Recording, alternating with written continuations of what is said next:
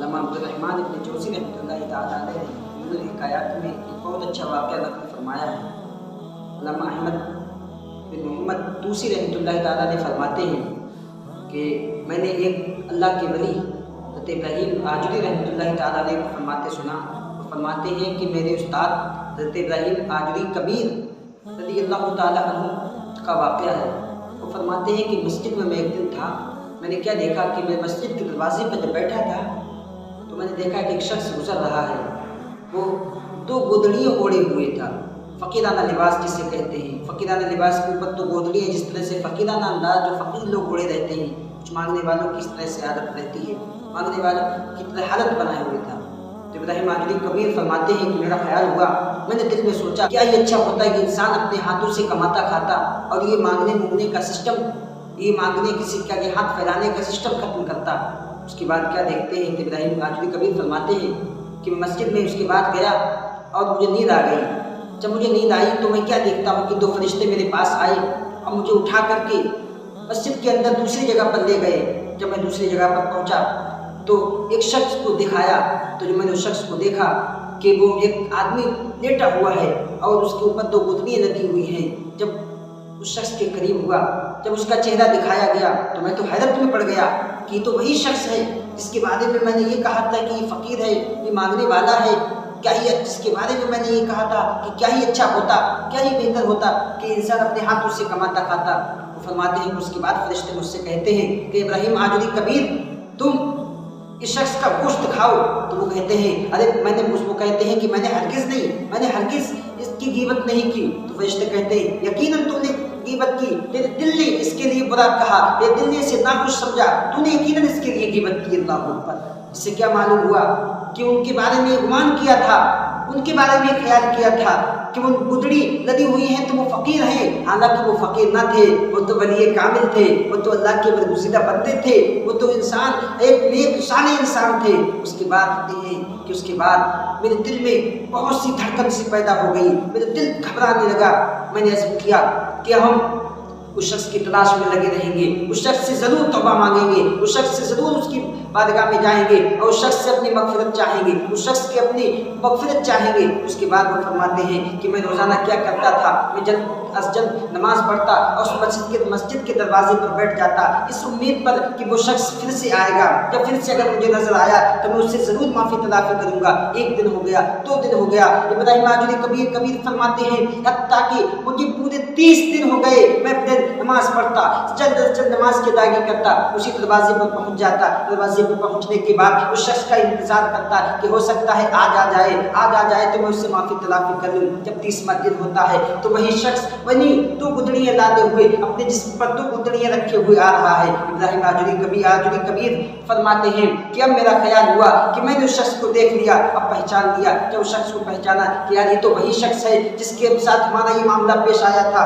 آپ اس شخص کے پیچھے لگ جاتے ہیں، اس کے پیچھے لگ جاتے ہیں۔ جب اس شخص نے دیکھا کہ ہمارے پیچھے آ رہے ہیں، وہ بزرگ تیز چلنے لگے، اب یہ اور تیز چلتے ہیں، وہ بھی تیز چلتے ہیں۔ اب انہیں یہ خیال ہوا کہ اب ہم اسے نہیں پا پائیں گے، ہم اسے نہیں پکڑ پائیں گے، اس سے ملاقات نہیں کر پائیں گے۔ ابراہیم آجری کبیر نے اسے آواز دی، ندا دی کہ اے شخص، اے اللہ کے بندے رک جا، میں تجھ سے کچھ ملاقات کرنا چاہتا ہوں، میں تجھ سے کچھ ملنا چاہتا ہوں، میں کچھ بات کرنا چاہتا ہوں۔ اللہ اکبر۔ اس شخص نے کیا جواب دیا ذرا آپ بھی سنیں۔ اس شخص نے کہا کہ اے اللہ کے بندے، میں ایسے شخص سے بات نہیں کروں گا، میں ایسے شخص کی بات نہیں سنوں گا تو لوگوں کی غیبت کیا کرتا ہے، جس کا دل لوگوں کی غیبت کیا کرتا ہے، جس کا دل لوگوں کو برا کہا کرتا ہے۔ اللہ اکبر۔ اتنا کہنا تھا کہ ابراہیم آجری کبیر بے ہوش ہو جاتے ہیں، وہاں پر کشی تاری ہو جاتی ہے۔ جب اس کے بعد کشی تاری ہوتی ہے، اس کے بعد جب آپ کو افاقہ ہوتا ہے، جب آپ ہوش میں آتے ہیں تو کیا دیکھتے ہیں؟ وہی شخص جو 2 گدڑیاں اوڑھے ہوئے تھا آپ کے سرہانے کھڑا ہوا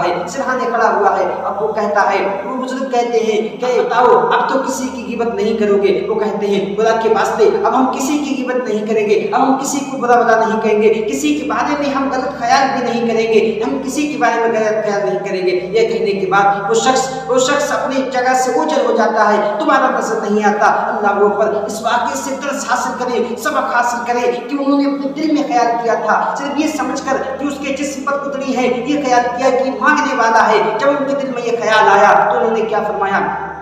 کہ کاش ایسا ہوتا یہ ہاتھوں سے کماتا کھاتا، تو اپنے دل میں خیال ہوا تو کیا اس کے ساتھ اللہ کے بزرگ ہیں، ولی کامل ہیں، اللہ کے نیک بندے ہیں، نماز کی پابندی کرتے ہیں، تمام اعمال خیرات میں بڑھ چڑھ کر حصہ لیتے ہیں، لیکن اس کے باوجود ان کے بارے میں کیا کہا گیا کہ جاؤ کہ تم نے اپنے بھائی کا گوشت کھایا ہے۔ یقیناً انسان جب کسی کی برائی کرتا ہے، جب کسی کی غیبت کرتا ہے تو اپنے بھائی کے مردار گوشت کھانے کے مانند ہے۔ اللہ اکبر۔ انسان کی غیبت کرنا، کسی کی برائی ایسی بیماری ہے جو انسان کی نیکی کو ایسے کھا جایا کرتی ہے جس طرح سے آگ لکڑی کو کھایا جایا کرتی ہے۔ آپ قرآن پاک کو پڑھیں، اللہ پاک نے کتنے بہترین انداز میں فرمایا۔ میرا رب سورہ حجرات میں فرماتا ہے یا ایھا الذین آمنوا اجتنبوا کثیرا من الظن ان بعض الظن اثم ولا تجسسوا ولا یغتب بعضکم بعضا ایحب احدکم ان یأکل لحم اخیہ میتا فکرہتموہ واتقوا اللہ لعلکم ترحمون۔ اللہ پاک فرما رہا ہے اے لوگو، اے ایمان والو، بہت گمان سے بچو، کسی کے بارے میں بہت غور و خوض بہت گمان مت کرو۔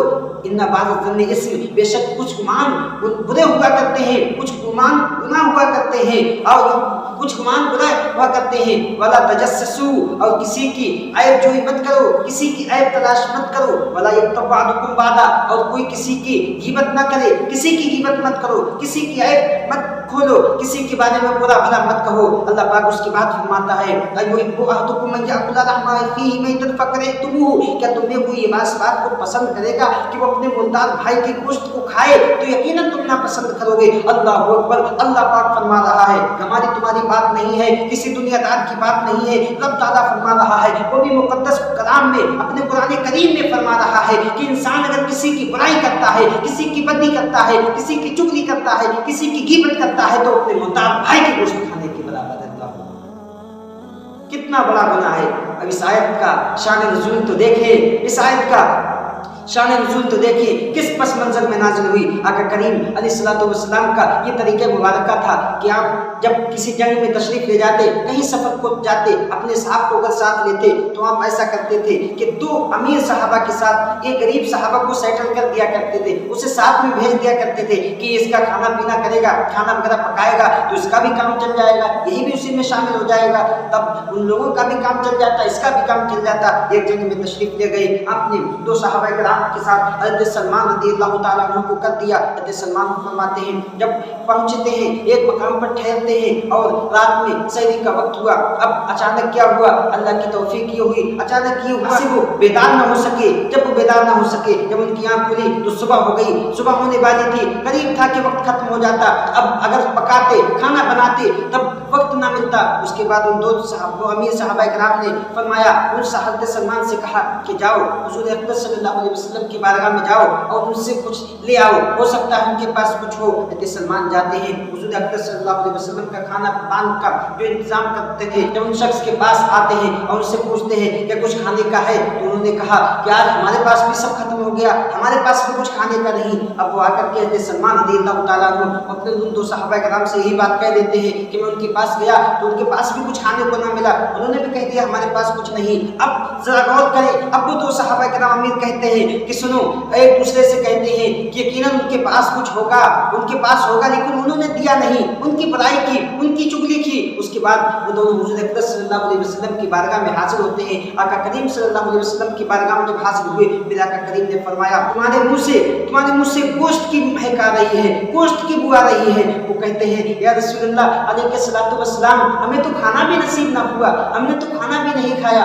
آپ گوشت کھانے کی بات کر رہے ہیں۔ حضور اکبر صلی اللہ علیہ وسلم نے فرمایا تو یقیناً تم لوگوں نے اپنے بھائی کی برائی کی ہوگی، اپنے بھائی کی چغلی کی ہوگی، اور یہ اپنے بھائی کی چغلی کرنا گوشت کھانے کے مانند ہے۔ اللہ اکبر۔ اس حدیث پاک سے، اس واقعے سے کیا معلوم چلا کہ انسان اگر کسی کی برائی کرتا ہے اتنا بڑا گناہ ہے، برائی کرنا اتنا بڑا گناہ ہے گویا کہ اپنے بھائی کا گوشت کھانے کے مانند ہے۔ اللہ اکبر۔ ہمیں آپ کو چاہیے کسی کی چغلی، کسی کی برائی اور کسی کے بارے میں اپنے دل میں برا خیال رکھنے سے احتراز کریں، برا خیال رکھنے سے احتراز کریں، پرہیز کریں۔ کیوں؟ ہم مسلمان ہیں، مسلمان کے بارے میں ہمیں حسن ظن رکھنا چاہیے۔ وہ اور اس کے اللہ کے مابین کا معاملہ ہے، وہ برا ہے جیسا بھی ہے، لیکن جہاں تک ہم سے ہو سکے، جب تک کوئی بات یقین کے ساتھ ہم تک نہ پہنچے، تب تک ہمیں مسلمان بھائی کے بارے میں حسن ظن اور اچھا خیال رکھنا چاہیے۔ कि वो भी तो मोमिन है, आज तुम उसके बारे में हुस्न ज़न रखोगे तो अल्लाह ताला हो सकता है तुम्हारे हुस्न ज़न रखने की वजह से और इस बात को सोचने की वजह से कि यार तुम उसके बारे में हुस्न ज़न रखते हो तो अल्लाह ताला उसकी किस्मत को बदल दे। अब वो वही जो तुम हुस्न ज़न रखते हो वो उसी नेक काम की तरफ अल्लाह ताला उसके चेहरे को फेर दे, नेक काम की तरफ उससे मोड़ दे। यकीनन अगर ये चुगली करना, बुराई करना गुनाह कबीरा में से है, गुनाह कबीरा में से है। इंसान को अगर किसी ने किसी की चुगली की हो, किसी की बुराई की हो तो उस पर लाजिम है कि वो तौबा करे और इसका कफ़ारा अदा करे। हदीस पाक में आया है कफ़ारा क्या है, कफ़ारा भी सुनते जाएं। प्यारे आका करीम सल्लल्लाहु अलैहि वसल्लम ने फरमाया चुगली करने का कफ़ारा ये है कि जिसकी बुराई की है, जिसकी चुगली की है, उसके लिए वो दुआए मग़फ़िरत करे, उसके लिए वो बख्शिश की दुआ करे कि अल्लाह ताला उसके गुनाहों को बख्श दे, तो ये उसके लिए कफ़ारा होगा। तो हमें आपको चाहिए कि ऐसे गुनाहों से बचकर रहें, किसी की बुराई, किसी की चुगली से बचकर रहें। एक दूसरे के बारे में हमें चाहिए अच्छा से अच्छा गुमान करें, क्योंकि हम दुनिया में आए हैं अपने एक दूसरे के दिल को जोड़ने के लिए आए हैं, किसी के दिलों को, किसी के दिल को ठेस पहुंचाने के लिए नहीं।